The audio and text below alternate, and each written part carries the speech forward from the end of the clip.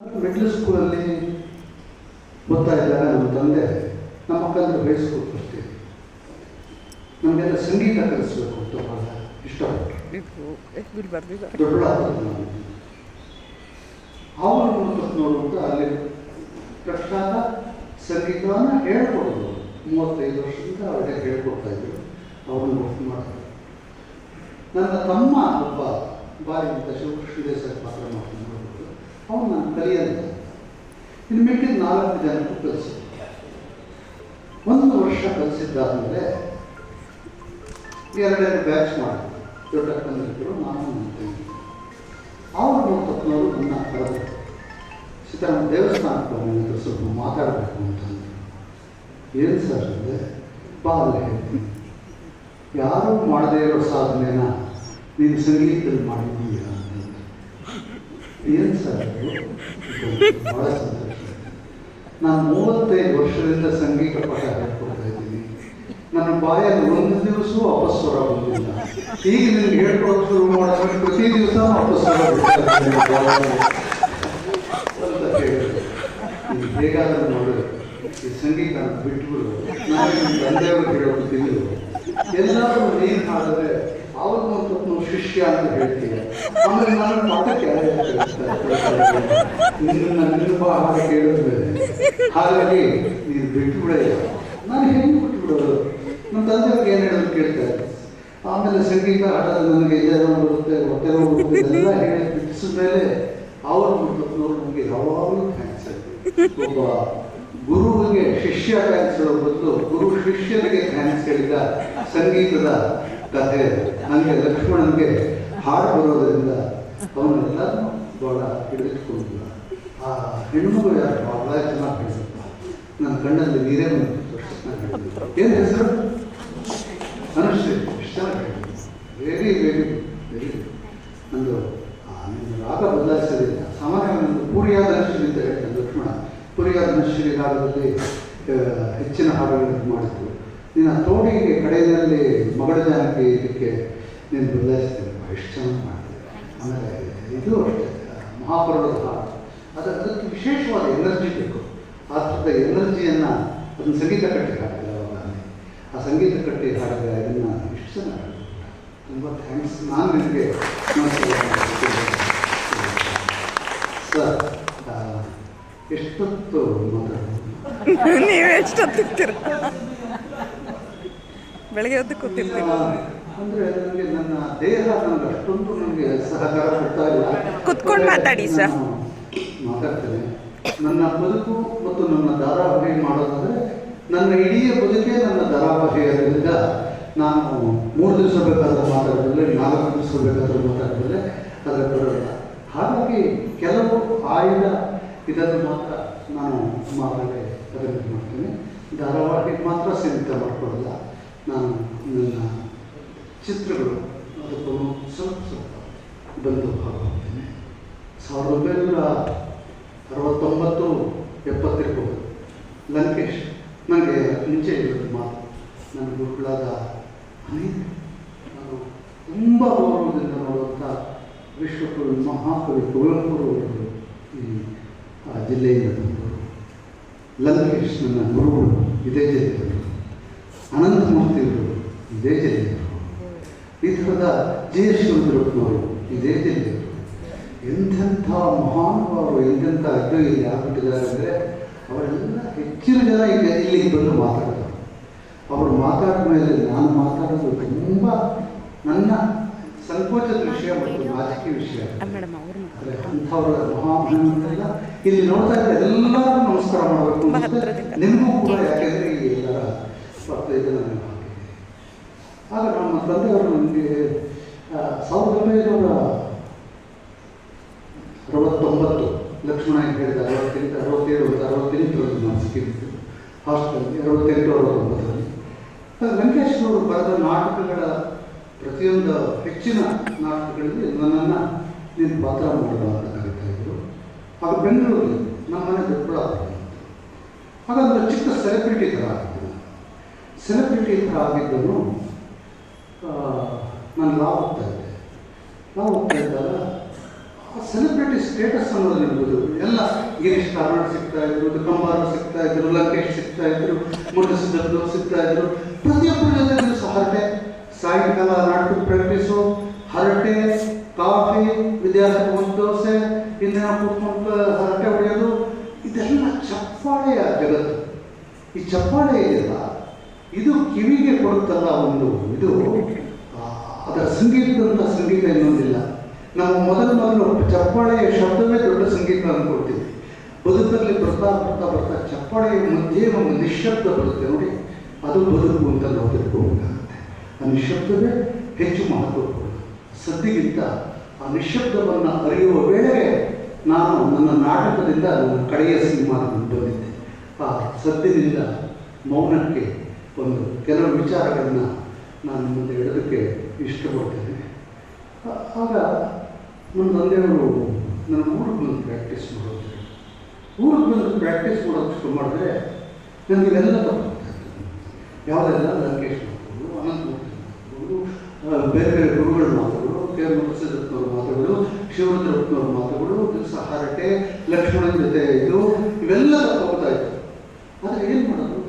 ಪಾಪ ಅಂತ ಕಾಗದ ಬರೀತಾ ಇದ್ರು, ನಾನೊಂದು ಕಾಗದ. ಅವರು ನನಗೋಸ್ಕರ ಒಂದು ಜಮೀನು ಇದೆಲ್ಲ ಮಾಡಿ, ಜಮೀನು ನೋಡ್ಕೊಂಡು ಮನೇಲಿ ಇಟ್ಕೊಂಡು ನೀವು ಪ್ರಾಕ್ಟೀಸ್ ಮಾಡು, ಆಸ್ತಿ ಇದೆ ಇಷ್ಟು ಇದಾಗಬಾರ್ದು ಅಂತ ನನಗೆ ಹೇಳಿದೆ. ಒಂದು ಮುಗಾದಿ ಹೇಳಿ ನಾನು ಅಲ್ಲಿಗೆ ಹೋಗಿ ಇಷ್ಟೆಲ್ಲ ಕಳ್ಕೊಂಡ್ಬಿಡ್ತೀನಲ್ಲ ಅಂತ ನಾನು ಪತ್ರ ಬರೆದೆ ಅವರಿಗೆ.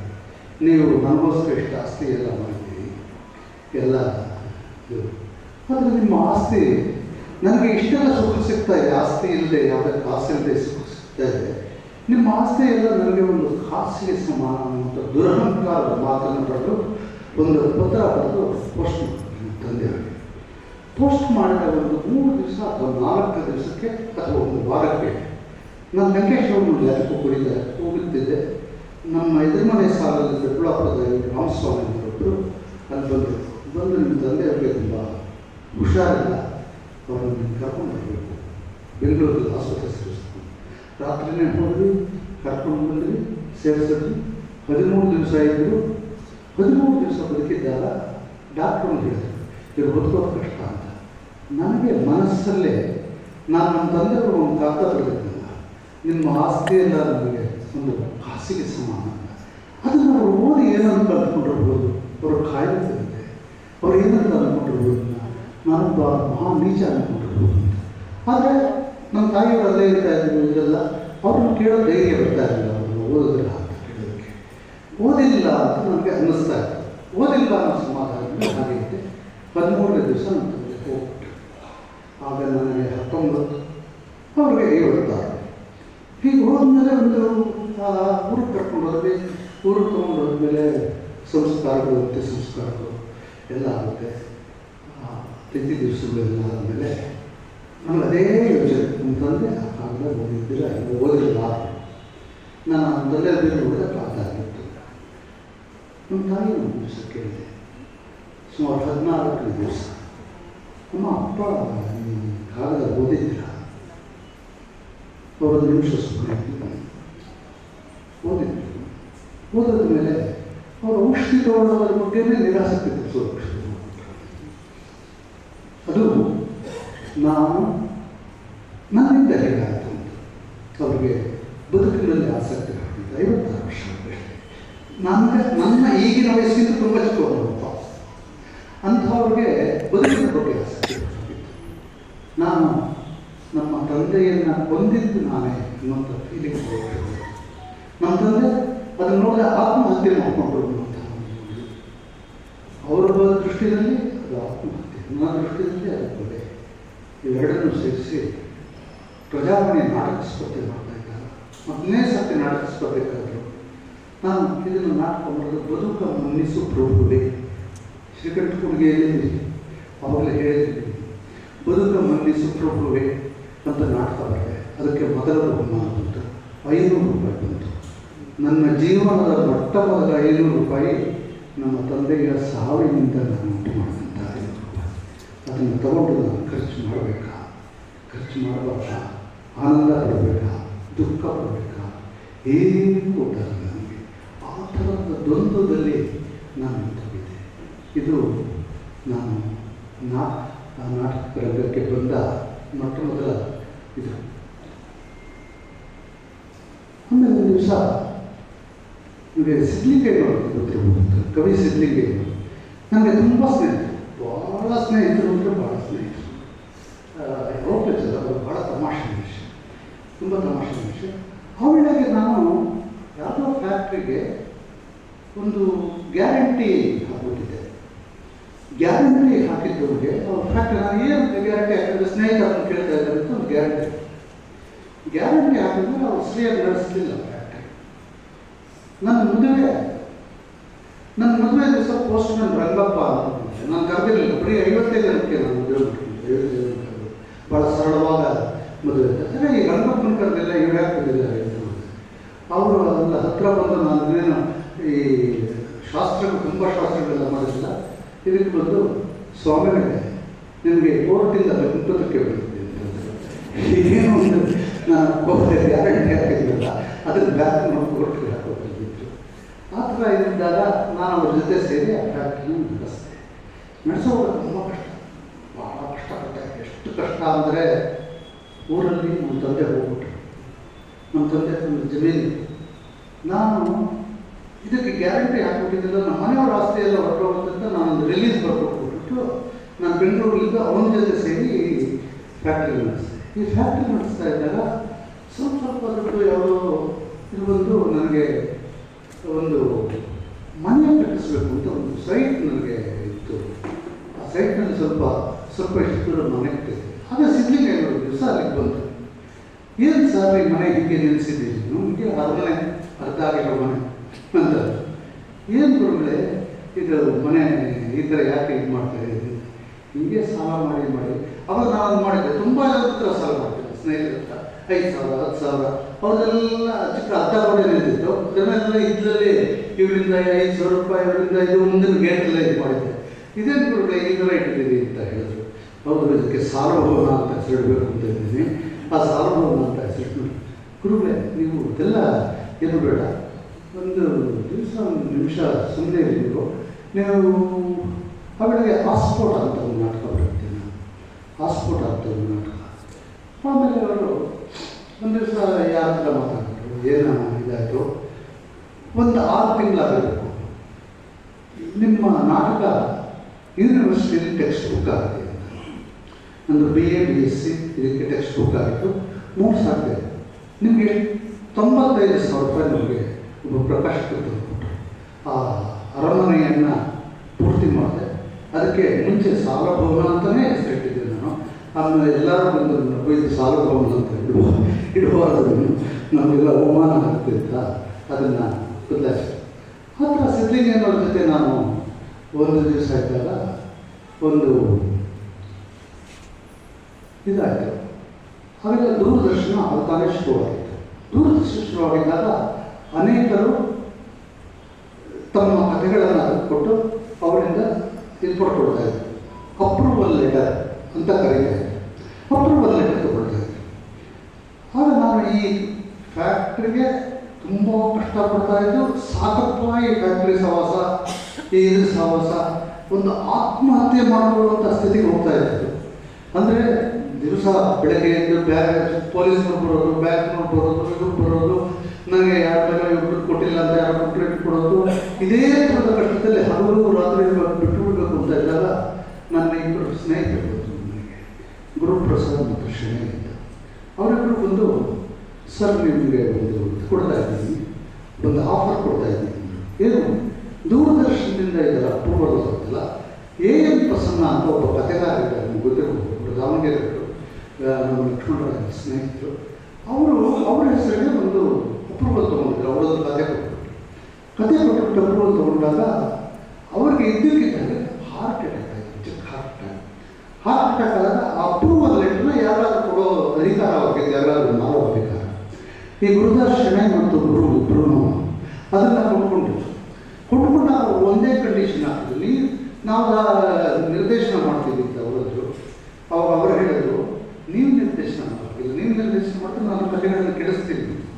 ನೀವಲ್ಲ, ಯಾರಾದರೂ ಸಾಹಿತ್ಯ ಬಂದವರು, ನಿರ್ದೇಶನ ಬಂದವರು, ಇನ್ನೇನಾದರೂ ಬಂದವರು ಈ ಥರದ್ದು ಮಾಡಬೇಕು ಸರ್ ಈ ಥರ ಅವರು ಹೇಳಿದ್ದಾರೆ, ಅದಕ್ಕೆ ನಿಮ್ಮ ಹೆಸರು ಹೇಳಿದ್ವಿ, ನಿಮ್ಮಿಂದ ಆದರೆ ಆಗ್ಬೋದು, ಅದಕ್ಕೊಂದು ಸೈನ್ ಹಾಕ್ಕೊಡಿ ಸಾಕು, ನಾವು ನಮ್ಮ ಪಾಡಿಗೆ ನಾವು ನಿರ್ದೇಶನ ಮಾಡಿಕೊಡ್ತೀವಿ, ನಿಮ್ಗೊಂದು 30,000 ರೂಪಾಯಿ ಕೊಡ್ತೀವಿ ಅಂತ. ನಾನು 30,000 ರೂಪಾಯಿ ಕೊಟ್ಟು ನನ್ನ ಹೆಸರಲ್ಲಿ ಇವರು ನಿರ್ದೇಶನ ಮಾಡೋದೇನಿದೆ ಅಂದರೆ, ಇಲ್ಲ ಅದೇ ನಾನೇ ನಿರ್ದೇಶನ ಮಾಡ್ತೀನಿ, ನನ್ನ ಹತ್ರ ದುಡ್ಡು ಬಿಟ್ಟು ಏನೂ ಇರಲಿಲ್ಲ. ನೋಡಿ ನನ್ನ ಹತ್ರ ದುಡ್ಡಿಲ್ಲ, ಅದಕ್ಕೆ ನೀವು ನಮಗೆ ಇದು ಕೊಡಬೇಡಿ, ಒಂದು ನಾನು ನಿರ್ದೇಶನ ಮಾಡ್ಕೊಡ್ತೀನಿ, ಅದು ಸಕ್ಸಸ್ ಆದರೆ ಏನಾದರೂ ಆಮೇಲೆ ನೋಡೋಣ ಅಂತ ಅಂದ್ಬಿಟ್ಟು ನಾನೇ ಮಾಡ್ತೀನಿ ಅಂತ ಅವರ ಪ್ರಸನ್ನ ಕೊಟ್ಟಿದ್ದರು.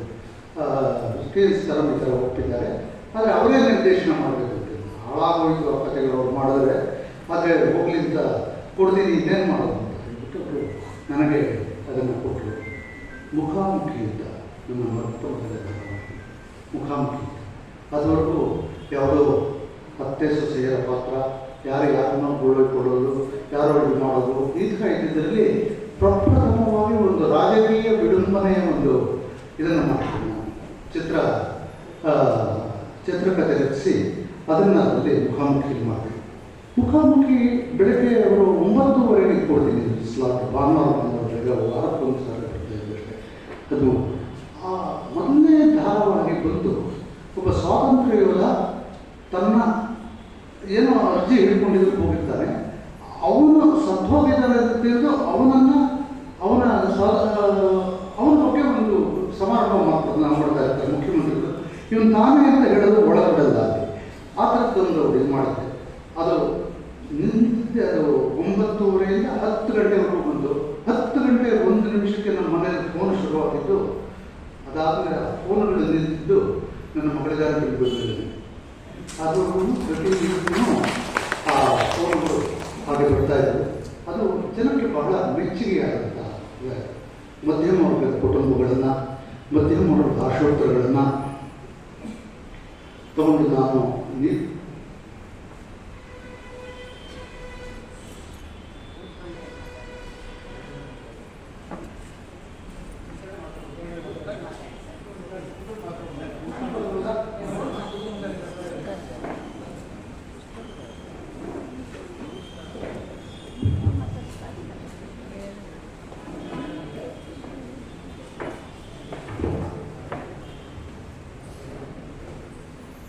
ಆಮೇಲೆ ಸಿದ್ಧಲಿಂಗಯ್ಯನವ್ರಿಗೆ ಒಂದು ಗುರುಗಳೇ ಒಂದು ನಿಮ್ಮ ಹತ್ರ ಆ ಮುಖಾಮುಖಿ ಮುಗಿದು, ಮುಖಾಮುಖಿ ಮುಗಿಯೊಳಗೆ ನಾನು ಅಷ್ಟು ಖ್ಯಾತನ ತುಂಬ ಎಲ್ಲ ಕಡೆಯೂ ಅದು ಒಟ್ಟು 13 ವಾರ ಬಂತು.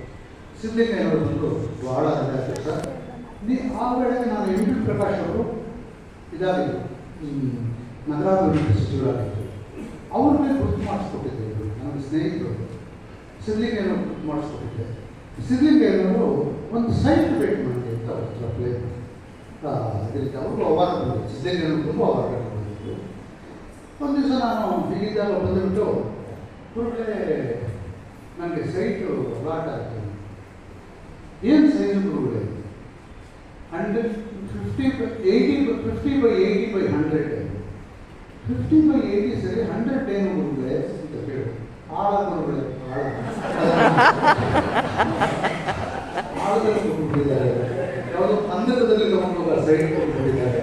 ನಾನು ನೀವೇನು ಬೇರೆ ಕೇಳಲಿಲ್ಲ, ನಾನು ಬೇರೆ ಆಲ್ಟರ್ನೇಟ್ ಸೈಡ್ ಅಂತ ಕೇಳಿದೆ. ಬೇಕಾದ್ರೆ ಲ್ಯಾಡರ್ ಪ್ರೊವೈಡ್ ಮಾಡ್ತೀವಿ, ನಾವು ಕೊಡೋಕ್ಕಾಗಲ್ಲ ಅಂದರು ಅಂತ ಅವರು ಹೇಳಿದರು. ಹಾಗೆ ಅವರು ನನಗೆ ಈ ಸಿದ್ಧಲಿಂಗಯ್ಯ ಮಹಾ ತಮಾಷೆ ವಿಷಯ ಅಷ್ಟು ಹಂಗಾಗಿರಲ್ಲ ಅದು. ಆದರೆ ಅವರು ತಮ್ಮನ್ನು ತಾವು ಇದು ಮಾಡ್ಕೊಳ್ಳೋದು ಸಿದ್ಧಲಿಂಗಯ್ಯನವರು ಭಾಳ ತಮಾಷೆ ಮಾಡಿಕೊಂಡು ಭಾಳ ಇದು ಮಾಡಿಕೊಂಡು ಮಾಡ್ತಾಯಿದ್ರು. ಇಂಥ ತಮಾಷೆಗಳನ್ನೆಲ್ಲ ಸೇರಿಸಿ ಒಂದು ಧಾರಾವಾಹಿ ಮಾಡಬೇಕು ಅಂತ ನನಗೆ ಅವರೊಂದು ಹೇಳಿದರು. ಆ ವೇಳೆಗೆ ನಾನು ಈ ಮುಖಾಮುಖಿ ಅಂತ ಒಂದು 2-3 ಧಾರಾವಾಹಿ ಮಾಡಿದೆ. ಇನ್ನೊಂದು ಕಾಲೇಜು ಧಾರಾವಾಹಿ ಮಾಡಿದೆ, ಶಿಕ್ಷಣ ವ್ಯವಸ್ಥೆ ಬಗ್ಗೆ ಇದ್ದಿದ್ದಾರೆ. ಶಿಕ್ಷಣ ವ್ಯವಸ್ಥೆಯಲ್ಲಿ ಹೇಗೆ ರಾಜಕೀಯ ಹಸ್ತಕ್ಷೇಪ ಆಗ್ತದೆ, ಹೇಗೆ ಅದು BJP ಸ್ವಾಮಿಯವರ ಒಂದು ಇದನ್ನು ಇಟ್ಕೊಂಡು ಮಾಡಿದ್ದೀವಿ. ಅದನ್ನು ಮಾಡೋ ವೇಳೆಗೆ ಅದು ಎಷ್ಟು ಪ್ರಭಾವಶಾಲಿ ಆಗುತ್ತಂದರೆ, ಗೌರ್ಮೆಂಟಿಂದ ನಮಗೆ ಲೆಟರ್ ಬರೋದು, ನೀವು ತಕ್ಷಣ ನಿಲ್ಲಿಸ್ತಕ್ಕದ್ದು ಶಿಕ್ಷಣ ಇಲಾಖೆ, ಇಲ್ಲೇ ಮೇಲೆ ಕೇಸ್ ಹಾಕ್ತೀವಿ, ಶಿಕ್ಷಣ ಇಲಾಖೆಯನ್ನು ತುಂಬ ತಮಾಷೆಯ ವಸ್ತುವನ್ನು ನಾವು ಮಾಡ್ತಿದ್ದೀವಿ, ನಿಮ್ಮ ಮೇಲೆ ಕೇಸ್ ಹಾಕ್ತೀವಿ ಅಂತ. ಅವ್ರು ಕೇಸ್ ಹಾಕ್ತೀವಿ ಅನ್ನೋ ವೇಳೆಗೆ ನನ್ನ 13 ಮುಗಿದೋಗಿತ್ತು. ನೀವು ದಯವಿಟ್ಟು ಹಾಕ್ಬೋದು ಅಂತಂದರೆ, ಆಮೇಲೆ ಅವರು ಇನ್ನು ಮುಂದೆ ಮಾಡೋ ಆಗಿಲ್ಲ ನೀವು ಅಂತ ನೋಟಿಸ್ ಕೊಟ್ಟು ಮಾಡಲ್ಲ ಅಂತಂದ್ರೆ ಯಾಕಂದ್ರೆ ಮುಗಿದೋಗ್ತಾರೆ. ಹಾಗೆ ಕಾವ್ಯ ಅಂತ ನನಗೆ ಅಗಾಧವಾದ ಇದನ್ನು ತಂದುಕೊಟ್ಟು, ಒಂದು ನೀವು ಸರ್ಕಾರವನ್ನು ನೀವು ಬೈದು ಒಂದು ಹೆಸರು ಮುಂದೆ ನಿಮಗೆ ಒಂದು ರೀತಿಯಲ್ಲಿ ಒಂದು ಬೇರೆ ವ್ಯಾಲ್ಯೂ ಶುರು ಆಗುತ್ತೆ. ಮಾಸ್ಟರ್ ಏನು ವ್ಯಾಲ್ಯೂ ಶುರು ಆ ಥರದ ವ್ಯಾಲ್ಯೂ ಶುರುವಾಗುತ್ತೆ. ಆ ಥರದ ಇದು ಬಂತು. ಅದಾದ ಮೇಲೆ ಇದೆಲ್ಲ ಮುಗಿದ ಮೇಲೆ ಆದಷ್ಟು ಒಂದು 2-3 ಧಾರಾವಾಹಿಗಳಾದವು. ನನ್ನ ಮುಖಾಮುಖಿ ಬಗ್ಗೆ ಇನ್ನೊಂದು ಮಾತಾಡಬೇಕು. ನಾನು ನನ್ನ ಮಠವನ್ನು ಧಾರಾವಾಹಿ ಅಂತಿದ್ದೆ, ಅದನ್ನು ಇಲ್ಲೇ ಸಾಗರದಲ್ಲಿ ನಾನು ಶೂಟ್ ಮಾಡಿದೆ. ಶಿವಮೊಗ್ಗ ಜಿಲ್ಲೆಯ ಸಾಗರದಲ್ಲಿ ನಾನು ಪ್ರಪ್ರಥಮ ಎಪಿಸೋಡ್ಗಳು ಮಾಡಿದೆ. ಅಲ್ಲಿ ಪ್ರಫುಲ್ಲ ಮುದುಕರ್ ಅವರು MLC ಇದ್ದಾರೆ. ಅವರು ನನ್ನ ಪರಿಚಯ. ಅವ್ರ ಮನೇಲಿ ಹೋಗಿ, ಅವರು BR ಜಯಂತ ಅವ್ರ ಮನೇಲಿ ಹೋಗಿ ಇದ್ದು ನಾವು ಧಾರಾವಾಹಿಗಳನ್ನ ನಾನು ಮಾಡಿದೆ. ಒಂದು ಕಾಸ್ಟ್ ಸಿಗುತ್ತೆ ಬಡವರಿಗೆ, ಒಂದು ಕಾಸ್ಟ್ ಸಿಕ್ಕ ತಕ್ಷಣ ಬಡವ ಕನಸು ಕಾಣಕ್ಕೆ ಶುರು ಮಾಡಿದೆ. ಹೀಗಾದ ತಕ್ಷಣ ಅವನಿಗೆ ಅವರು ಹೋಟ್ಲಲ್ಲಿರ್ತಾರೆ.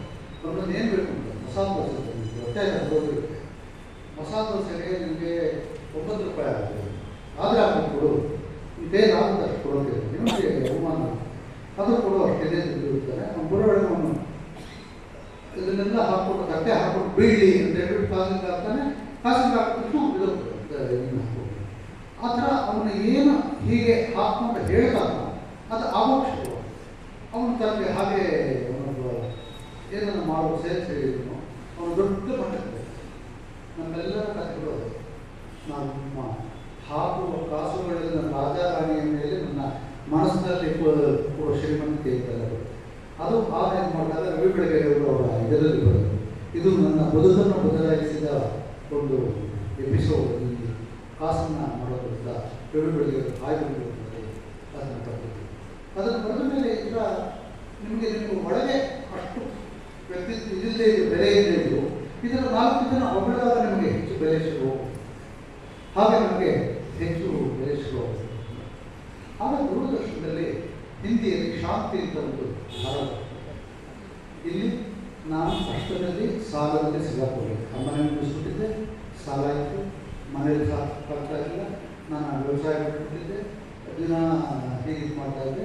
ಆವಾಗ ಶಾಂತಿ ಅಂತ ಧಾರಾವಾಹಿ ಬಿಡ್ತಾ ಇದ್ದಾಗ ನನ್ನ ಸ್ನೇಹಿತರು ನೀವೊಂದು ಯಾಕೆ ದೈನಂದಿನ ಧಾರಾವಾಹಿ, ನಮಗೆ ವಾರಕ್ಕೊಂದು ಮಾಡೋದೇ ಭಾಳ ಕಷ್ಟ ಇದೆ. ಆಗ ದೈನಂದಿನ ಧಾರಾವಾಹಿ ಒಂದು ಹೇಗೆ ಮಾಡೋದು ಸಾಧ್ಯ ನಮಗೆ ಗೊತ್ತೇ ಆಗಲಿಲ್ಲ. ನನ್ನ ಜೊತೆ ಪಿ ಶೇಷಾದ್ರಿ ಅಂತ ನಾಗೇಂದ್ರ ಶಾ ಇಬ್ಬರು ಕೇಳಿದ್ರು. ಪಿ ಶೇಷಾದ್ರಿಗೆ 5 ರಜತ ಪದಕಗಳು. ಅವರು ಬಹಳ ದೊಡ್ಡ ಇದ್ದರು. ನಾಗೇಂದ್ರ ಶಾ ನಟ. ನನ್ನ ಜೊತೆ ಸೇರಿಕೊಂಡು ನಾವು ದೂರದರ್ಶನ ಹೋಗಿ ನಾವೊಂದು ದೈನಂದಿನ ಧಾರಾವಾಹಿ ಮಾಡಬಹುದು. ಆಮೇಲೆ ದೂರದರ್ಶನದಲ್ಲಿ ಇದರಿಂದ ಶಾಂತಿ ಅಂತ ಬರ್ತಾ ಇತ್ತು. ನಿಮಗೆ ನಮಗೆ ಇವರು ಹೇಳಿದರು ನಾನು ಕೂಡ ಆಗಲ್ಲ ಅಷ್ಟು. ಆದರೆ ಮಾಯಾಮಗಳು ಅನ್ನೋ ಹೆಸರು ನನ್ನ ತಲೆಯಲ್ಲಿ ಇದಾಗಬೇಕು. ಯಾಕಂದ್ರೆ ನಾನು ಬದುಕಲ್ಲಿ ಖಂಡಿತೆಲ್ಲ ಮಾಯಾಮಗಳು. ಆ ಖಂಡಿತೆಲ್ಲ ಮಾಯಾಮಗಳು ಒಂದು ಗೈಡ್ಲಿಕ್ಕೆ ಅಷ್ಟೇ ನನ್ನ ಕಥೆ ಇಲ್ಲದೆ ಇದ್ದಾಗ ಅವ್ರು ಹೇಳಿದಾಗ ನಾನು ನಿಮಗೆ ಕೊಡ್ತೇನೆ, ನೀವು ತಲೆ ರೆಡಿ ಮಾಡ್ಕೊಂಡು. ನಾವು 3 ಜನನು ಒಂದು ದೈನಂದಿನ ಧಾರಾವಾಹಿ ಅಂದರೆ 313 ಅಲ್ಲ 436 ಎಪಿಸೋಡು. ಅಲ್ಲೇ ನೀವು ಹೇಳಿದ್ರೆ 436 ಎಪಿಸೋಡು. ಒಂದು ಕಥೆ ಮಾಡೋದು, ಒಂದು ಮಧ್ಯಮ ವರ್ಗದ ಕುಟುಂಬ. ಆ ಮಧ್ಯಮ ವರ್ಗದ ಕುಟುಂಬದಲ್ಲಿ ಒಬ್ಬ ನಾರಾಯಣ ಮೂರ್ತಿದ್ದು ವಕ್ರವಾಗಿ ಮಾತಾಡೋರು, ಈ ಕಡೆ ಒಬ್ಬ ಶಾಸ್ತ್ರಿಗಳು ಅಂತ ಒಂದು ದೊಡ್ಡ ಇದು ಮಾಡೋರು, ಒಂದು ಪ್ರತಿಭಟನೆ ಮಾಡುವಂಥ ಒಬ್ಬ ಹೆಣ್ಣು ಮಾಲವಿಲ್ಲ. ಇದರಿಂದ 3 ಜನರ ಮೇಲೆ ತನ್ನ ಛಲದಿಂದ ತಾನು ಮೇಲೆ ಬರುವಂಥ ಇದಾಗುವಂಥ ಅವಳು IPS ಆಫೀಸರ್ ಆಗ್ತದೆ. ಮುಂದೆ ಅದೇ ಮಾಡುವಂಥ ಮುಂದಿನ ಧಾರಾವಾಹಿಯಲ್ಲಿ IPS ಆಫೀಸರ್ ಆಗ್ತದೆ. ಆ ಥರದ್ದೊಂದು ಕಥೆ ಮಾಡಿಕೊಂಡು ಅವ್ರ ಹತ್ರ ನಾವು ಹೋಗೋಣ ಅಂತ. ಕಥೆ ಮಾಡೋದಕ್ಕೆ 400 ಚಿಲ್ಲರೆ ಎಪಿಸೋಡ್ ಮಾಡೋದಕ್ಕೆ ನಮ್ಗೆ ತುಂಬ ಟೈಮ್ ಬೇಕಾಗುತ್ತೆ. ಅದಕ್ಕೆ ಎಲ್ಲಿ ಮಾಡೋದಂದ್ರೆ ಶಿವಮೊಗ್ಗದಲ್ಲಿ ಬರೋಣ ಅಂತ ಅಂದ್ಕೊಂಡು ನಾವು 3 ಜನ ಬರೋಣ ಅಂತಂದರೆ ಶಿವಮೊಗ್ಗದಲ್ಲಿ ಎಲ್ಲಿರೋದು ಅಷ್ಟು ದುಡ್ಡು ನಮ್ಮ ಹತ್ರ ಇಲ್ಲಿ ಯಾವುದಾದ್ರು ಹೋಟ್ಲ್ ಜೀವರಾಕ್ಷರು ಹೋಗಿದ್ದಾರೆ. ಆ ಹೋಟ್ಲ್ ಸ್ಟೇ ಮಾಡೋದು ಇವತ್ತೆಲ್ಲ ನಮ್ಮ ದುಡ್ಡಿರಲಿಲ್ಲ. ಅದಕ್ಕೆ ನಂದಿ ಬೆಟ್ಟಕ್ಕೆ ಹೋಗ್ಬರೋಣ ಅಂತ. ನಂದಿ ಬೆಟ್ಟಕ್ಕೆ ಎಲ್ಲರೂ ಒಂದು 10-15 ದಿವಸ ಆಗುವಂಥ ಪಾರ್ಟಿಗಳು ಎಲ್ಲ ನಂದಿ ಬೆಟ್ಟಕ್ಕೆ ಹೊರಟಾಗ ಅವತ್ತೊಂದು ಜಾತ್ರೆ ಆಗ್ತಾಯಿದೆ. ಜಾತ್ರೆ ಆಗ್ತಾಯಿದ್ರೆ ಜಾತ್ರೆ ಆಗ್ತಾಯಿದೆ. ಅಲ್ಲಿ ಚಿಕ್ಕಬಳ್ಳಾಪುರದಲ್ಲಿ ಶಿವಾನಂದ ಅಂತ ಒಬ್ಬ ಶಾಸಕರು ಸ್ನೇಹಿತರು ನಾವು ಪಕ್ಕದ ಊರಲ್ಲಿ ಆ ಶಾಸಕರನ್ನ ಫೋನ್ ಮಾಡಿ ಕೇಳಿದ್ರು, ನಮಗೆ ಇಲ್ಲಿ ಜಾತ್ರೆ ಆಗ್ತದೆ, ನಮಗೊಂದು ಪ್ರಶಾಂತವಾದ ಸ್ಥಳ ಬೇಕು, ಊಟ ಮಾಡ್ತೀವಿ, ನಿಮ್ಮದು ಚಿಕ್ಕಬಳ್ಳಾಪುರ ಬನ್ನಿ, ಇಲ್ಲಿ ಊಟ ಮಾಡಿ 5 ದಿನದಲ್ಲಿ ನಾನು ಆಮೇಲೆ ಒಂದು ಕೊಡ್ತೀನಿ.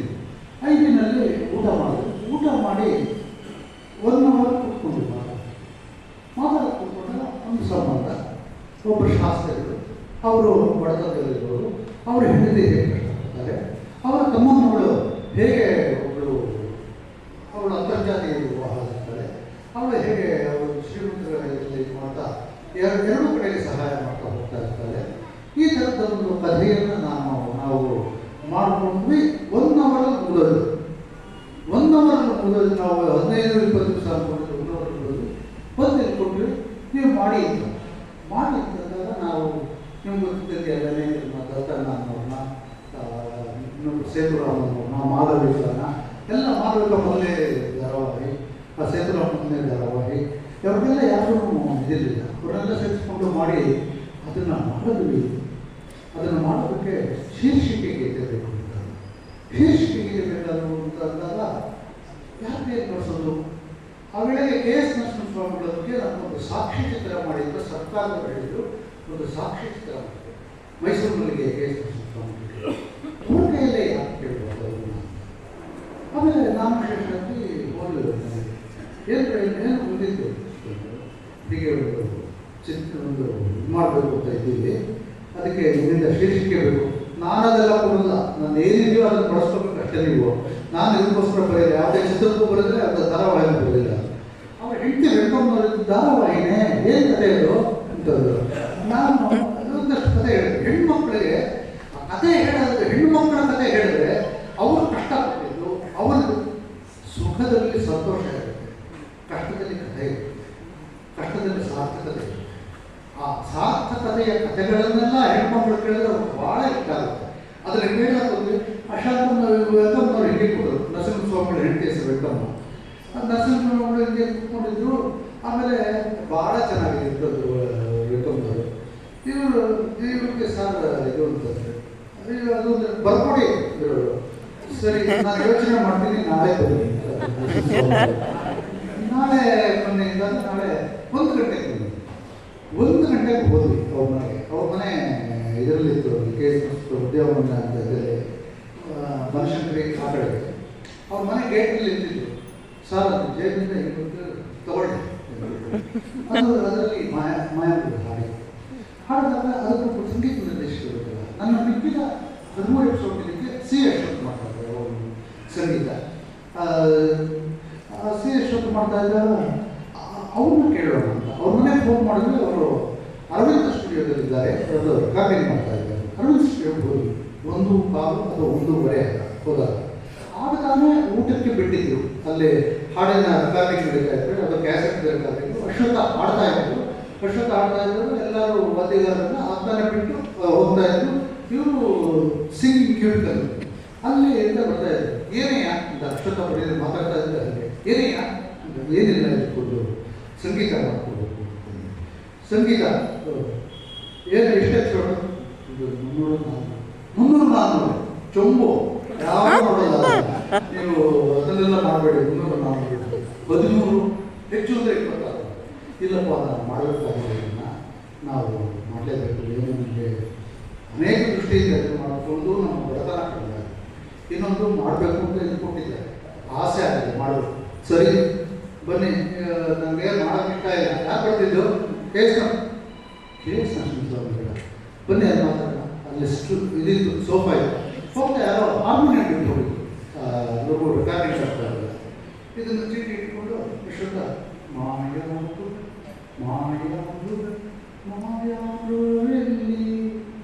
1 ನಿಮಿಷ ಮಾಯಾಮೃಗ ಇರ್ಲಿನಾ ಅಂತ ಕೇಳಿ.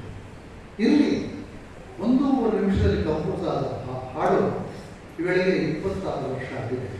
ಈಗಲೂ ಅದು ಪಾಪುಲರ್ ಆಗಿದೆ. ಅದನ್ನು ಮಾಡಿದ್ಮೇಲೆ ಹಾಡಿಂದಾನೆ ಎಲ್ಲರೂ ನಮ್ಮನ್ನು ನೋಡೋದು ಶುರು ಮಾಡಿದ್ರು. ಅದು 15-20 ಎಪಿಸೋಡ್ಗಳಾಗಿ ನಾವು 3 ಜನ ಅನಾಮಿಕರಾಗಿದ್ದವರು ಎಲ್ಲರೂ ಗೊತ್ತಾದವರು. ಎಲ್ಲ ಒಂದು 50 ಎಪಿಸೋಡ್ ಆದರೂ ನಮ್ಮತ್ರ ಇಟ್ಕೊಂಡು ಹೋಗೋದು. ಆಟೋಗ್ರಾಫ್ ಅದೇ ಟೈಮಲ್ಲಿ ಅದೊಂದು 100ನೇ ಎಪಿಸೋಡ್ ಹತ್ರ ಬಂದಾಗ ವಿಷ್ಣುವರ್ಧನ್ ದಿವಸ ಫೋನ್ ಮಾಡಿ ಅವ್ರ ತಾಯಿಗೆ ಹೋಗ್ತಾರೆ. ಅವ್ರ ತಾಯಿ ಹೋಗೋದಕ್ಕೆ ವಿಷ್ಣುವರ್ಧನ್ ಆಗ ಬಿಸಿಯೆಸ್ಟ್ ಆಗ್ತಾರೆ. 3 ಕಾಲ್ ಶೀಟ್ಗಳಲ್ಲೂ ವರ್ಕ್ ಮಾಡ್ತಾ ಇದ್ದರು. ನಾನು ಕೆಲವು ದಿವಸದ ನನ್ನ ತಾಯಿಗೆ ಹೋಗ್ಬಿಟ್ಟು ನಾನು ನಿಮ್ಮದಂತೆ ಇದ್ದರು ಧಾರಾವಾಹಿ ನೋಡೋದು ಯಾರು ನೋಡುವಂಥದ್ದು. ನಾನು ಧಾರಾವಾಹಿ ನೋಡೋದು ಇಷ್ಟ ಇಲ್ಲ. 4 ಬರ್ತಾ ಇತ್ತು. 4 ಸುಮ್ಮನೆ ಕೂತ್ಕೊಂಡು ನೋಡಿದೆ, ಇಂಟ್ರೆಸ್ಟ್ ಬಂತು. ನೋಡ್ತಾ ಏನು ಅದ್ಭುತ ಮಾಡಿ ನಾವು ನಿಮ್ಮ ಹಿಡಿದಿರಬೇಕು ಅಂತ ವಿಷ್ಣು ಬಂದು 100ನೇ ಎಪಿಸೋಡ್ಗೆ ಅವರಿಗೆ ಇಷ್ಟ. ಹೀಗೆ ಅದು ಪೇಪರ್ಗಳಲ್ಲಿ ಎಲ್ಲ ಪೇಪರ್ಗಳಲ್ಲೂ ಬರೋದಕ್ಕೆ ಶುರುವಾಯಿತು. ನಾವು ಇದ್ದಕ್ಕಿದ್ದಲ್ಲಿ ಏನೋ ಅನಾಹುತರಾಗಿದ್ದರು, ಖ್ಯಾತರಾಗಲಿ ವಿಖ್ಯಾತರಾಗಲಿ ಆ ವೇಳೆಗೆ ದುಡ್ಡು ಬರೋಕ್ಕೆ ಶುರುವಾಯಿತು. ಸಾಲ ಗುಣ ಇದು ಈಗ ಮುಂದುವರೆದು ನಿಜವಾದ ಮನೆ ಆಗೋ ಸ್ಥಿತಿ ಬಂತು. ಅದಾದ ಮೇಲೆ ಒಂದು ದಿವಸ ಮಾಯಾಪುರ ಆಗ್ತಿದ್ದಾಗ ವಿಠಲ್ ಮೂರ್ತಿ IAS DC ಆಗಿದ್ದರು. ಅವರು ನಾರಾಯಣಗೌಡ ಹಾಸ್ಪಿಟಲ್ ನೀವು ನನ್ನ ದಿವಸ ಕರೆದುಬಿಟ್ಟು ಆವಾಗ ಏನಾಗಿತ್ತು, ಗೌರಿಬಿದನೂರಲ್ಲಿ ಎಲೆಕ್ಷನ್ಗಳಲ್ಲಿ ನನ್ನ ಕ್ಯಾಂಡಿಡೇಟ್ ಆಗಿ ನಿಲ್ಲಿಸ್ಬಿಟ್ಟಿದ್ದರು. ನಾನು ಅತ್ಯಂತ ಹೀನಾಯವನ್ನು ಸೋತಿದ್ದೆ. ನಾನು ಸೋತಿದ್ದೆ. ನನಗೆ ಅದನ್ನು ದುಃಖ ಆಗಲಿಲ್ಲ. ಯಾಕೆಂದರೆ ಸೋತಿದ್ದರಿಂದ ನನ್ನ ಯಾವುದಾದ್ರೂ ಕೆಲಸಕ್ಕೆ ಕೇಳಿಕೊಂಡು ಬರ್ತಾ ಇರೋರು ನಮ್ಮ ಮನೆ ಮುಂದೆ ನಿಲ್ತಾ ಇರೋರು ಸೋತಿದ ತಕ್ಷಣ ಎಲ್ಲರೂ ಮಾಯ ಆಗಬೇಕು. ಯಾವುದೂ ನಮ್ಮನ್ನು ಉಳಿತಾಯ ಮಾಡ್ತಾ ಇರಲಿಲ್ಲ. ಹೀಗಾಗಿ ಸೋತಿದ್ದರಿಂದ ನನಗೆ ಸಂತೋಷ ಆಗಿದೆ. ಅದೇ ಟೈಮಲ್ಲಿ ನಾರಾಯಣರು ಜನ್ಮದಿರು ನನ್ನ ಕರೆದು ಒಂದು ಕಡೆ ರೂಮ್ ಮಾಡಿದ್ರು. ಚೆನ್ನಾಗಿದೆ ಮಾಯಂಗ, ನಾವು ನಮ್ಮ ಕೈಯಲ್ಲಿ ಒಂದು ಸಿನಿಮಾ ಮಾಡಿಸ್ಬೇಕು ಅಂತ. ಯಾವ್ದು ಮಾಡಿಸ್ಬೇಕು ನಾನು ಯೋಚನೆ ಮಾಡಿದೆ. ಭೈರಪ್ಪನವರು ಮತದಾನದಲ್ಲಿ ಆ ಹೀರೋ ಸೋತಿರ್ತಾರೆ. ನಾನು ಯಾವ ಥರ ಸೋತಿದ್ನೋ ಅದೇ ಥರ ಸೋತಿರ್ತಾರೆ. ಈ ಮತದಾನ ಯಾಕೆ ಮಾಡಬಾರ್ದು ಅಂತ ನಾರಾಯಣ ಕೊಟ್ಟು ಅಂತ ಹೇಳ್ತಿದ್ದಿಲ್ಲ. ಅವ್ರು ಹಾಸನದ ಅಶೋಕ ಹೋಟೆಲ್ ಓನರ್. ಆಗ ಈಗಿಲ್ಲ ಅವ್ರ ಮಗ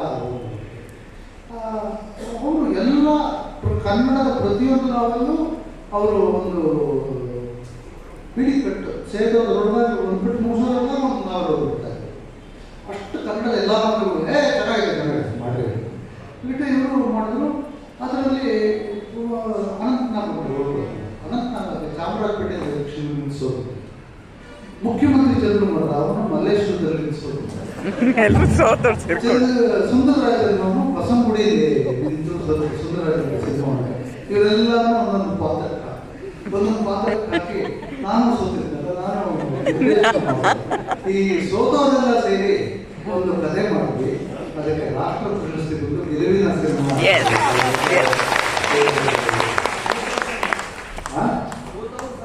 ಹೌದು, ಯಾವಾಗ ಸೋತರೆ ಗೆಲ್ಲೋದು ಗೆಲುವಿನ ಆಗಿರಲ್ಲ. ಅದಾಗಿರುತ್ತೆ. ಅದು ಸಾವಿರಾರು ಸಲ ಸೋತಿದ್ರೆ ಅದು ನನಗೆ ಸೋಲು. ಅಂದರೆ ನೀವು ಗೆಲ್ಲೋದು ಸೋಲೋದ್ರಿಂದ ಹೆಚ್ಚಿನ ರುಚಿ ಸಿಗುತ್ತೆ ನಿಮ್ಮ ಗೆಲುವಿಗೆ. ನೀವು ಗೆಲುವು ಸುಮ್ಮನೆ ಬಂದರೆ ರುಚಿ ಸಿಗಲ್ಲ. ಸೋತು ಬಿಟ್ಟು ಗೆದ್ದರೆ ಅದು ಸೋತು ಗೆದ್ದರೆ ಒಂದು ಕ್ರಿಮಿಣಿ ನಾವು ಆ ಥರದ ಇದರಿಂದ ಬಂತು. ಅದಾದಮೇಲೆ ಒಂದು ಇದು ಮಾಡಿದ್ವಿ. ನಾನು ರೈತ ಸಂಘದ ಪ್ರತಿಭಟನೆ ಗೌರಿಬಿದನೂರಲ್ಲಿ ಕಬ್ಬಿನ ಬೆಲೆ ಏರಿಸಬೇಕು ಅಂತ ಒಂದು ಪ್ರತಿಭಟನೆ. ನಾನು ರೈತ ಸಂಘದ ಮುಂದಾಳಲ್ಲಿ ಭಾಷಣ ಮಾಡೋದು. ಲಂಕೇಶ್ ಮೇಲೆ ಶಿಷ್ಯ ಕೃಷ್ಣ ಲಂಕೇಶ್ ಕರೀತಾ ಇದ್ದಾರೆ, ನೀವು ಬರಬೇಕು. ಯಾಕೆ ಏನು ಗೊತ್ತಿಲ್ಲ ಅಂತ ಬರಬೇಕಂತೆ. ಅದು ಸಿನಿಮಾ ತೆಗಿತಾ ಇದ್ದಾರೆ ಅಂತ ಲಂಕೇಶ್ ಅವ್ರಿಗೆ ಸಿನಿಮಾ ತೆಗಿಬೇಕು ಅಂತ ಅನಿಸ್ಬಿಟ್ಟಿತ್ತು.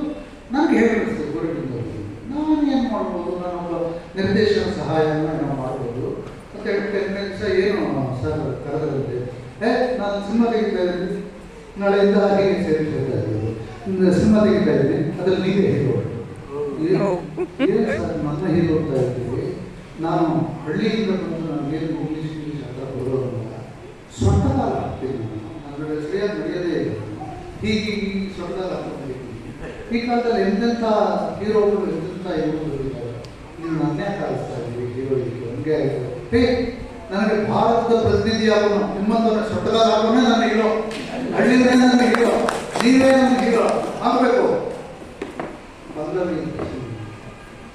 ಪಲ್ಲವಿ ಅಂತ ಸಿನಿಮಾ ಅದನ್ನು ಮಾಡೋದು ಲಂಕೇಶ್ ಅದನ್ನು ಮಾಡಿ ಮಾಡಿದಾಗ ಅವರಿಗೆ ರಾಷ್ಟ್ರ ಪ್ರಶಸ್ತಿ ಬಂತು. ನನಗೂ ಅದರಲ್ಲಿ ಈ ಥರ ಸೊಟ್ಟಗಾರನು ಒಬ್ಬ ನೆಗೆಟಿವ್ ಗುಣಗಳಿಂದ ಫಿಸಿಕಲ್ ನನಗೆ ಇದು ಮಾಡೋದು ಲಂಕೇಶ್ ಅವನೇ ಹೀರೋ. ಒಬ್ಬ ರೈತನೇ ನನ್ನ ಹೀರೋ, ಒಬ್ಬ ಹಳ್ಳಿಯಿಂದ ನನ್ನ ಹೀರೋ, ಇಂಗ್ಲೀಷ್ ಬರದೇ ಇರೋದೇ ನನ್ನ ಹೀರೋ, ಸೊಟ್ಟಗಾರ ಅವನೇ ನನ್ನ ಹೀರೋ, ಅತಿ ಸಾಮಾನ್ಯ ಮನುಷ್ಯ ನನ್ನ ಹೀರೋ. ಹೀರೋ ಅಲ್ಲ ಕೇಳಿ ಅದನ್ನು ಹೀರೋ ಸಾಮಾನ್ಯ ಮನುಷ್ಯರ ವೇಷವನ್ನು ಹಾಕುವ ಹೀರೋ ಇರ್ತಾರೆ. ಅದು ಸಾಮಾನ್ಯ ಮನುಷ್ಯನ ಹೀರೋ ಇನ್ನೂ ಚೆನ್ನಾಗಿರ್ತದೆ. ಅದಾದಮೇಲೆ ನನಗೆ ಈ ಒಂದು ದಿವಸ ನಾನು ಮಾತಾಡಿದಾಗ ಅದಾದಮೇಲೆ ಒಂದು ರೈತ ಚಳವಳಿಯ ಬಗ್ಗೆ ಒಂದು ನನಗೆ ಮಾಡಬೇಕು. ಅದೊಂದು ಬೇಸಿಗೆ ಕಾಲ ಆಗಿತ್ತು. ಮಳೆ ಬರ್ತಾ ಇದೆ, ಎಷ್ಟು ಮಳೆ ಬರ್ತಾ ಇದೆ, ಮಾಡ್ತಾ ಇದ್ದೆ. ನಾನು ಅದೊಂದು ರೈತರ ಹಿನ್ನೆಲೆಗೆ ಒಂದು ಇದನ್ನು ಮಾಡಬೇಕು, ರೈತ ಕುಟುಂಬದ ಕಥೆಯನ್ನು ಮಾಡಬೇಕು. ಅದಕ್ಕೆ ಮುಕ್ತ ಆ ಮುಕ್ತದಲ್ಲಿ ಇದು ಮಾಡಿದಾಗ ಎಚ್.ಎಸ್. ವೆಂಕಟೇಶ್ ಗೀತೆ ಕೊಟ್ಟು ಅಂತ ಶ್ರೀ ಅವ್ರ ಹತ್ರ ಹೋದೆ. ಹೀಗೆ ರೈತ ಕಥೆಯನ್ನು ಮಾಡಬೇಕು, ಮೇಗೆ ಮಳೆ ಬರ್ತಾ ಇಲ್ಲ, ಜೂನ್ ಆದರೂ ಬಂದಿಲ್ಲ, ಅವನಿಗೆ ತುಂಬ ಕೊಡ್ತಾ ಇದ್ದಾನೆ. ಅದಕ್ಕೆ ಒಂದು ಲೈನ್ ಬರ್ಕೊಡಿ. ಕಾಡು ಮೋಡ ಮಳೆಯಾಗಿ ಸುರಿದಾಗ ಕಣ್ಣ ಹನಿಗೆ ಮುಕ್ತಿ. ಯಾವ ಕಣ್ಣ? ರೈತನ ಕಣ್ಣ ಹನಿಗೆ ಮುಕ್ತಿ. ನೀನು ಕಾಡು ಮೋಡ ಮಳೆಯಾಗಿ ಸುರಿದಾಗ, ಕಾಡು ಮೋಡ ಮಳೆಯಾಗಿ ಸುರಿದ್ರೆ ಏನೂ ಇಲ್ಲ, ಅದೇ ಇದರ ಮೇಲೆ ಇದು ಮಾಡಬೇಕು. ಆಗ ಜಾಗತೀಕರಣ ಇದು ಇಲ್ಲಿಂದ ರೈತನ ಬೆಲೆಯನ್ನು ನಿಯಂತ್ರಿಸ್ತಾ ಇತ್ತು. ಅದರ ದೂರದಿಂದಲೇ ಜೀವ ಹಿಂದುಳಿದೆ, ಕಾಣದೊಂದು ಕಷ್ಟ. ದೂರದಿಂದ ಜೀವ ರೈತರ ರಸ್ತೆಯನ್ನ ಅವಾಗ ಇರುಳ ವಿರುದ್ಧ ಬೆಳಕಿನ ಯುದ್ಧ ಮನುಷ್ಯರ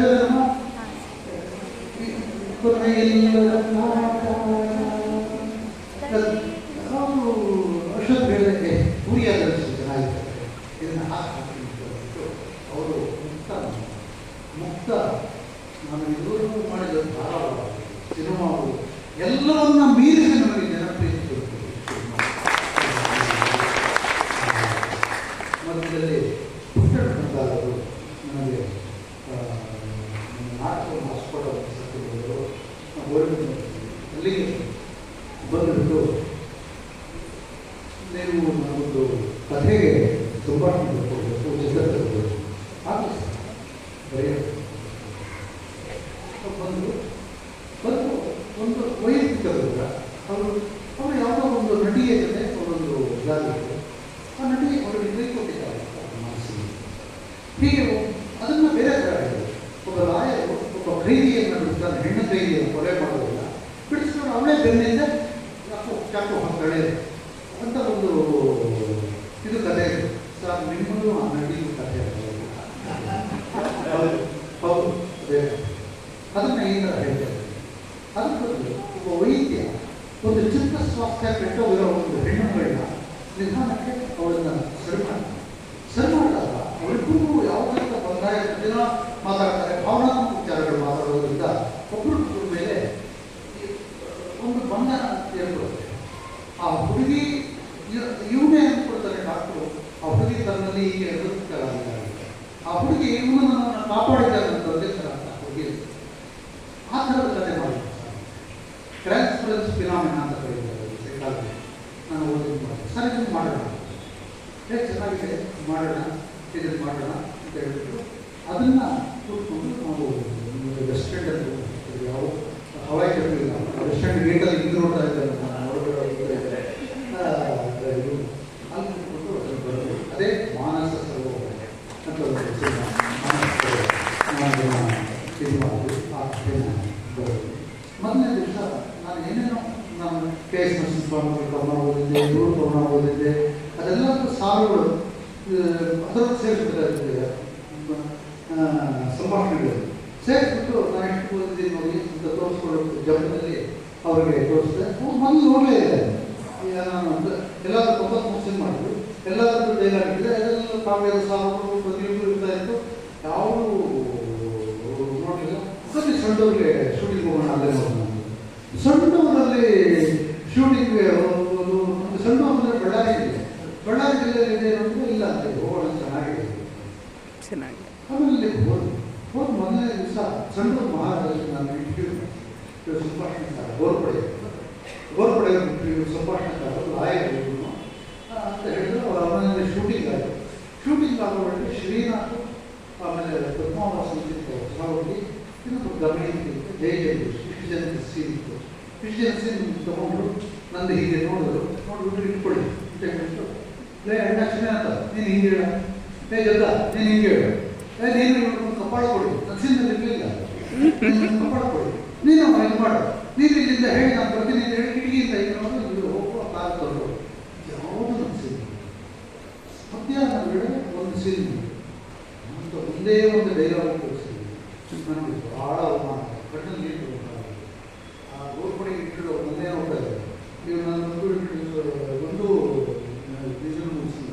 ಎರಡನೇ ಸೀನ್ ಒಂದು ಅವಳ ಚಿತ್ತಸ್ವಾಸ್ಥ್ಯ ಇದಾದ ಕೂಡ ಅವಳನ್ನು ಊರು ನೋಡಿ ಕಳಿಸ್ಕೊಂಡು ಹೋಗ್ತಾರೆ. ಅದಕ್ಕೆ ಅವನ ಮನೆಯಿಂದ ಆಚೆ ಹಾಕೋಣ ಅಂತ ಗಂಡು ಹೇಳೋದು.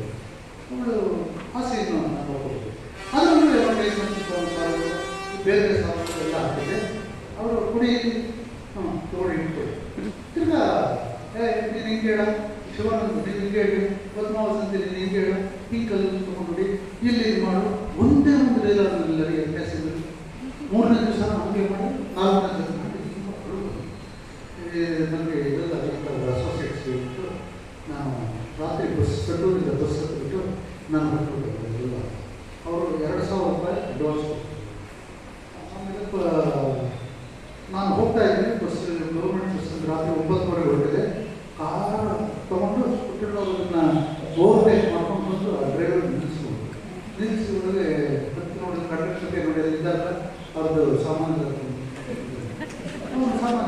ಪುಟ್ಟಣ್ಣವ್ರು ಅಂತ ಡೈರೆಕ್ಟ್ರು ಕೇಳಿದೆ, ಬಂದೆಲ್ಲ ಸಾಮಾನು ಬನ್ನಿ ನನ್ನ ಕಾರ್. ಆಮೇಲೆ ಸರ್ ಯಾಕೆ ಸರ್ ಇಲ್ಲ ಇಲ್ಲ ಸರ್ ನಿಮಗೆ ಬರೋದಿಲ್ಲ, ನೀವು ಕೂತ್ಕೊಳ್ಳಿ ಹೋಗೋಣ ಊಟ ಸರ್. ನಾನು ಆ 2,000 ರೂಪಾಯಿ ಇಸ್ಕೊಳ್ತೀನಿ ಅವತ್ತು ಅದ್ರ ವಿಚಾರ ಮಾತಾಡ್ತೀನಿ. ನೋಡಿ ನೀವು ತುಂಬ ಚೆನ್ನಾಗಿ ನೋಡಿ ಕಣ್ಣಲ್ಲಿ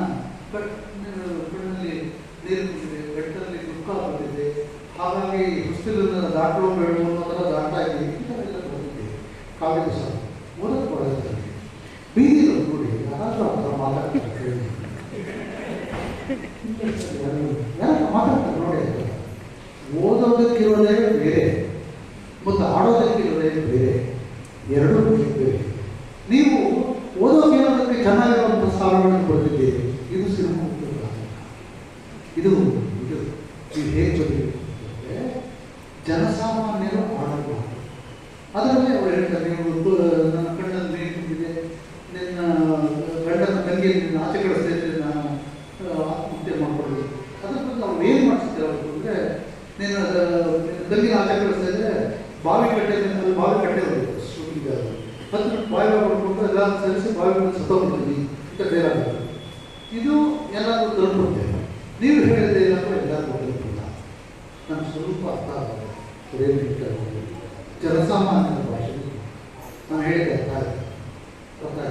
ನಾಳೆ 14ನೇ ಸೀಟಿಗೆ ಬರಬೇಕು. ರಾತ್ರಿ 2:30 ಬಿಡಲ್ಲ. ನಾನು 4:30 ಬರೋದು ಬೆಳೆಸಿದ್ದು 2ನೇ ತೊಗೊಂಡು ಅದರಲ್ಲಿ 2 ನಾನು ಫುಲ್ ಉಪಯೋಗಿಸೋಳಿಗೆ ಅಲ್ಲಿಂದ 14 ನಿಮಿಷ ಅಂದರೆ ನಾನು 7 ಡೈಲಾಗ್ ಬರೀಬೇಕು ಅಂದರೆ ನಾವು ಕಲಿಸಿದ್ರು. ನಾನು ಮುಂದೆ ಡೈಲಾಗ್ಗಳಿಗೆ ನೋಡಿ ಅವಾರ್ಡ್ಗಳು ಬರುತ್ತೆ. ಅವಾರ್ಡ್ಗಳು ಬಂದಾಗ ನಾನು ತಗೊಳ್ಳೋಣ, ಅದು ಅವರು ಸೇರಿದ್ದೆ ಅಂತ ನನಗೆ ಅವರು ನಾನು ಕಲಿಸಿದ್ದು ಅವರು ಸೇರಿದ್ದಾರೆ. ಈ ಥರ ಒಂದೊಂದಾಗಿ ಪುಟ್ಟಣ್ಣವರ ಸಿನಿಮಾ, ಪಲ್ಲವಿ ಸಿನಿಮಾ, ಅದಾದಮೇಲೆ ಮತದಾನ ಹೇಳಿದ್ರು, ಮತದಾನ ಸೋತವರು ಗೆದ್ದಿರುತ್ತೆ. ಈ ಥರದ್ದನ್ನೆಲ್ಲ ಮಾಡಿ ನಾನು ಕಾಫಿ ಮಾಡಿದ್ವಿ. ಹೀಗೆ ಒಂದು ಅನೇಕ ಧಾರಾವಾಹಿಗಳು ಮುಕ್ತ ಒಂದು ಧಾರಾವಾಹಿ ಮಾಡಿದೆ. ಅನೇಕ ಯೂಟ್ಯೂಬಲ್ಲಿ ನೋಡ್ತಾರೆ. ನನ್ನ ಪ್ರಕಾರ ತುಂಬ ದೊಡ್ಡ ಇದ್ದಿರಲಿಲ್ಲ. ಆದರೆ ನಾನು ಲಾಯರ್ ಆಗಿದೆ ಹೇಳಿದ್ರೆ ಒಂದು ಸರ್ತಿ ಲಾ ಪ್ರಾಕ್ಟೀಸ್ ಮಾಡಿದ್ದೆ. ಪ್ರಾಕ್ಟೀಸ್ ಮಾಡೋಕ್ಕೆ ಆಗೇ ಇಲ್ಲ ನನ್ನ ಬಡತನದಲ್ಲಿ. ನನ್ನ ಸೀನಿಯರ್ ಬಂದರು ಅದನ್ನು ಹೇಳಿದ್ರು. ಅವನಂತ ನನ್ನ ಕೋರ್ಟ್ ಹಂದು ಬರೀಬೇಕು 16 ವರ್ಷ ಹಾಗೆ ಹೇಳಿದ್ದೆ. ನಾನು ಮುಕ್ತ ಸೀರಿಯಲ್ ಮಾಡುವಾಗ ಅದು ಬೀರೂರಿನಲ್ಲಿತ್ತು.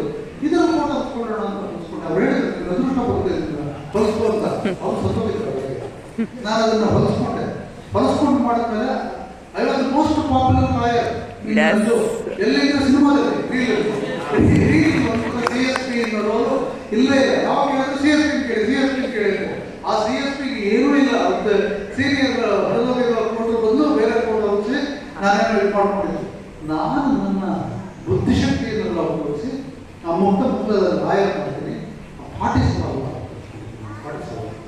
ಪಾಠಿಸುವಾಗ ನನ್ನ ಇದಕ್ಕೆ ದಿವಸ ಎಕ್ಸ್ಪೆರಿಮೆಂಟ್ ಮಾಡಿದೆ. ಈ ಥರ ಪಾಠಿಸುವಾಗ ಮಾಡಿದ್ರೆ ಈ ಥರ ಪಾಠಿಸುವಾಗ ಮಾಡಿದ್ರೆ ಪೊಲೀಸ್ನವ್ರನ್ನ ಹೇಗೆ ಸಿಕ್ಕಿಸ್ಬೋದು, ಅವ್ರು ಪ್ರಾಸಿಕ್ಯೂಟರ್ಸು ಅವ್ರೇನೇನು ತಪ್ಪು ಮಾಡಿದ್ದಾರೆ, ಕೇಸ್ ಸರಿಯಾಗಿ ಎಡಿಟ್ ಮಾಡಿರಲ್ಲ, ಅವ್ರೇನೂ ಸರಿಯಾಗಿ ಮಾಡಿರಲ್ಲ, ಅದನ್ನೆಲ್ಲ ಹೇಗೆ ನಾವು ಕ್ಲಾಸಲ್ಲಿ ಅದನ್ನ ಇದು ಮಾಡೋದು. ಇದೆಲ್ಲ ನೋಡ್ತಾ ಜನಕ್ಕೆ ಈ ಒಂದು ವ್ಯವಸ್ಥೆಯನ್ನು ಸೋಗಿಸಿದ್ರೆ ಜನಕ್ಕೆ ಸುಲಭವಾಗಿ ತುಂಬ ಸಂತೋಷ ಆಗುತ್ತೆ. ಯಾಕೆಂದರೆ ಅವ್ರಿಗೆ ಅದರ ಭಯ ಇದೆ. ಆ ಭಯ ಇದ್ದಾಗ ಸರ್ಕಾರವನ್ನು ಹೋಮ್ ಮಿನಿಸ್ಟರ್ನ ಶಿಕ್ಷೆ ಒಂದು ಇದರಲ್ಲಿ ಅದಕ್ಕೆ ಸರ್ಕಾರ ತಗೊಳ್ಳಿರ್ತಾರೆ. ಯಾಕೆಂದರೆ ಕಂಪ್ನಿಯಲ್ಲಿ ಆಗಲ್ಲ, ತಮ್ಮ ಬದಲಾಗಿ ಯಾರೋ ಹೊರಟಿದ್ದಾರೆ, ನಮ್ಮ ಪರವಾಗಿ ಯಾರೋ ಒಬ್ಬ ವಿಲನ್ನ ಹೀರೋಗಳು ಹೊಡೆದಕ್ಕೆ ಇದೆ. ಹಾಗೆ ಸಾಮಾಜಿಕ ಇದರಲ್ಲಿ ಈ ಲಾಯರ್ ಇದು ಮಾಡ್ತಾರೆ. CSP ಆಗಿ ನನಗೆ ತುಂಬ ಇತ್ತು. ನಾವು ಒಂದಲ್ಲ ಅದರಿಂದ 2 ಮನೆ ಕಿತ್ತೋಗಾಯಿತು. ನನ್ನ ಲಾಯರ್ 5 ವರ್ಷದಿಂದ ಮತ್ತು ಯಾವುದೋ ಉದ್ಯೋಗದಿಂದ ನಾನು ಮುಂದೆ ಆಮೇಲೆ ಕಳ್ಕೊಂಡೆ. ಬೇರೆ ವಿಚಾರ ಬೇರೆ ಕಳ್ಕೊಂಡೆ. ಸಂಸಾರ ಆಗ್ತಿರೋದು, ರೈತಾಪಿ ಕೆಲಸ, ಬೇರೆ ಬೇಕಾದಷ್ಟು ಭಾವನಾತ್ಮಕವಾದ ಅಷ್ಟು ಬೇರೆ ಇತ್ತು. ಯಾರು ಬುದ್ಧಂತರು ಇನ್ನೇನು ಏನು ಮಾಡಬೇಕು ಅದೆಲ್ಲರೂ ನಾನು ಮುಂದಿರ್ಬೋದು. ಆದರೆ ಈ ಇದೆಯಲ್ಲ ಯಾತ್ರೆ ನನ್ನ ಬದುಕು ಧಾರಾವಾಹಿ ನನಗೆ ಚಪ್ಪಾಳೆ ಕೊಟ್ಟಿದೆ. ಅದರ ಚಪ್ಪಾಳೆಯ ಸದ್ದು ದೊಡ್ಡದಲ್ಲ. ಅವಾಗಲೇ ಹೇಳಿದೆ, ಅದರ ಮಧ್ಯದಲ್ಲಿ ನಿಶ್ಶಬ್ದ ಬರುತ್ತಲ್ಲ, ಆ ನಿಶ್ಶಬ್ದದ ಮಹತ್ವವನ್ನು ಅರಿತೆ. ಆ ನಿಶ್ಶಬ್ದದ ಮಹತ್ವವನ್ನು ಅರಿದಿಂದ ನೀವೆಲ್ಲ ಯಕ್ಷಿಸು ನಾನು ಏನೇ ಮಾಡಿ ನಾನು ಮಾತಾಡಿದ್ರೆ ಹೆಚ್ಚು ಅರ್ಥ ಇದೆ ಅಂತ ನನಗೆ ಅನಿಸಲ್ಲ, ಚೆನ್ನಾಗಿ ಮಾತಾಡಿದ್ರೆ ನನಗೆ ಅನಿಸಲ್ಲ. ಆದರೆ ನೀವು ಮೆಚ್ಚುಗೆಯಿಂದ ಪ್ರೀತಿಯಿಂದ ನೋಡ್ತಿರಲ್ಲ, ಅದು ನನಗೆ ದೊಡ್ಡ ಚಪ್ಪಾಳೆ ಅಂತ ನಾನು ಭಾವಿಸ್ತಾ ಕೂತ್ಕೊಂಡು ಕೇಳಿದ್ರು. ಇದು ನನ್ನ ಆತ್ಮಕಥೆ ಕೂತ್ಕೊಂಡಿದ್ದಾರೆ ಪುಸ್ತಕ. ಅದಕ್ಕೆಲ್ಲ ವಿವರವಾಗಿ ಅನೇಕ ಇದೆ, ಕೆಲವು ವಿವರ ಇಲ್ಲ. ಮೊದಲನೇ ಅದು ಬಂದಿದೆ, ಅದು ಇದೆಷ್ಟೋ ಇದೆ. ಹಾಗಾಗಿ ಹಿಂದಕ್ಕೆ ಹೋಗ್ತಾ ನಮ್ಮಲ್ಲಿ ಆ ಕಹಿಯೆಲ್ಲ ನಿಧಾನಕ್ಕೆ ಸಿಹಿ ಆಗುತ್ತೆ. ಸಿಹಿ ಆಮೇಲೆ ಬಗ್ಗಡವಾಗದೆ ಹಾಗೆ ನಿಂತಿರುತ್ತೆ. ಅದೆಲ್ಲವನ್ನೂ ಎಂಜಾಯ್ ಮಾಡೋದಕ್ಕೂ ಹಿಂದಕ್ಕೆ ತಿರುಗುವಂಥ ವಯಸ್ಸನ್ನು ನಾನು ಕೊಡ್ತೇನೆ. ಮುಂದಕ್ಕೆ ಜಾಸ್ತಿ ಹೋಗದೇ ಇರುವಂಥ ವಯಸ್ಸು. ಈ ವಯಸ್ಸಲ್ಲಿ ನಿಮ್ಮನ್ನು ಪ್ರೀತಿ, ವಿಶ್ವಾಸ ಇದೆಲ್ಲದರಿಂದ ನನ್ನ ಮನಸ್ಸು ತುಂಬ ಹರ್ಷಗೊಂಡಿದೆ ಅಂತ ಮಾತ್ರ ಹೇಳ್ತೀನಿ. ಜೈ ಕರ್ನಾಟಕ.